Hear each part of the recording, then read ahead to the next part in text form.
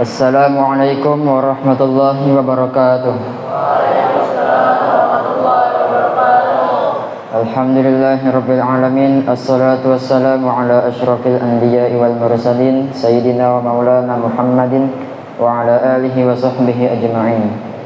Segala puji bagi Allah, Tuhan seluruh alam, yang mana telah memberikan kita banyak nikmat, berupa nikmat sehat, nikmat sempat, sehingga kita dapat berkumpul di masjid yang insya Allah diberkahi ini. Tak lupa salawat serta salam selalu tercurahkan kepada junjungan alam Nabi besar Nabi Muhammad sallallahu alaihi wasallam, yang mana berkat perjuangan dakwah beliau lah kita dapat merasakan manisnya Islam hingga saat ini. Teman-teman yang dirahmati Allah, tahukah kita betapa pedihnya luka dakwah Rasulullah sallallahu alaihi wasallam ketika Nabi sallallahu alaihi wasallam berdakwah di Taif? Orang-orang kafir Quraisy telah lebih dulu menghasut penduduknya. Bahkan bukan sambutan yang hangat yang beliau dapat, justru malah cacian, hinaan, bahkan lemparan batu. Orang-orang dewasa melempari beliau dengan batu, anak-anak kecil mengejek beliau, hingga darah segar mengalir dari kaki mulia itu. Nabi SAW pun terpaksa lari dan bersembunyi di kebun anggur dalam keadaan lelah, terluka dan sendirian. Lalu datanglah malaikat penjaga gunung dan berkata kepada beliau, "Wahai Muhammad, izinkan aku membalaskan mereka. Aku akan jungkirkan gunung ini untuk menghancurkan mereka." Apa jawab Nabi? Tidak. Bahkan untuk musuhnya beliau masih berdoa, "Ya Allah, berilah mereka hidayah."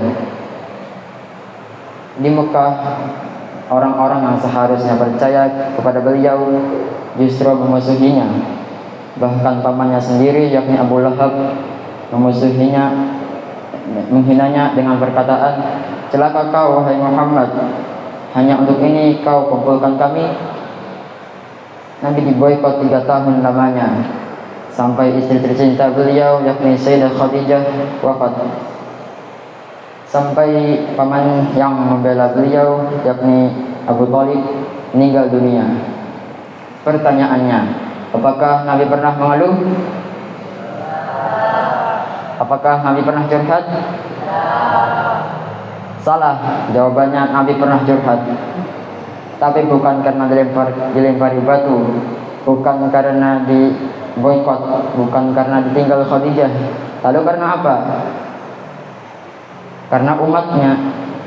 Sebagaimana Allah telah berfirman dalam Al-Quran surah Al-Furqan ayat 30 yang berbunyi, "A'udzu billahi minasyaitonir rajim. Bismillahirrahmanirrahim. Wa qala ar-rasulu ya rabbi inna qaumi ittakhadhu hadzal qur'ana mahjura." Sadaqallahu alazim. Artinya,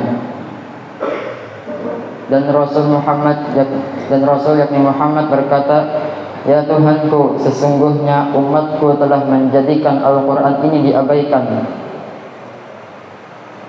Bayangkan, Nabi yang begitu mencintai umatnya justru mengeluhkan kita sendiri sebagai umatnya. Nabi bukan sekadar sedih, tapi juga kecewa karena syariatnya ditinggalkan, ajarannya hanya dibaca tanpa diamalkan, dan Al-Quran tidak dijadikan pedoman dalam kehidupan sehari-hari. Mari kita jujur, berapa kali dalam sehari kita bertemu dengan Al-Quran? Mungkin hampir setiap hari, setelah sholat atau saat ada waktu luang. Tapi apakah kita benar-benar menghayati isinya?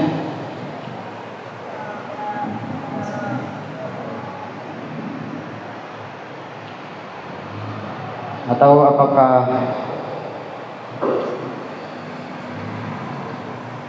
hanya sekadar lewat di bibir tanpa masuk ke hati?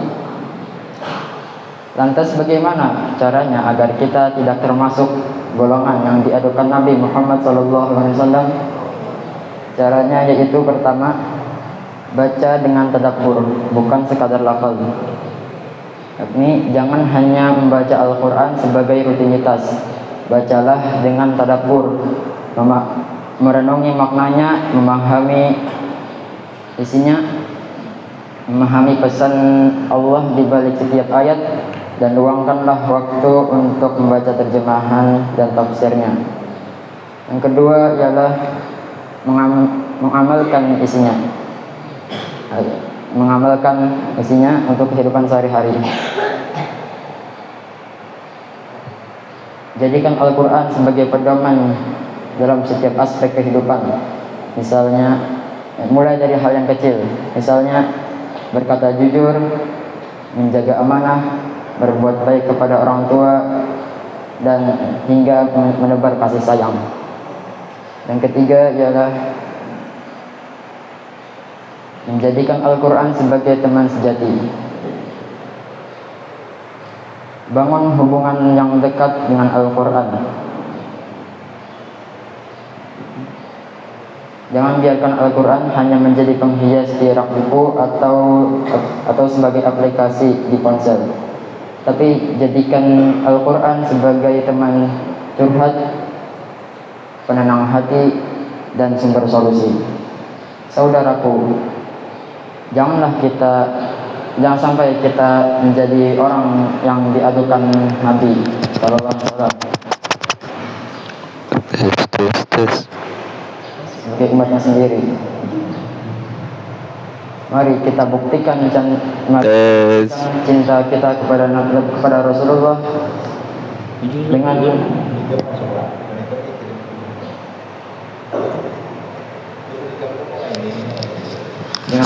Al-Quran, yakni dengan membacanya, dengan tadabburinya, mengambil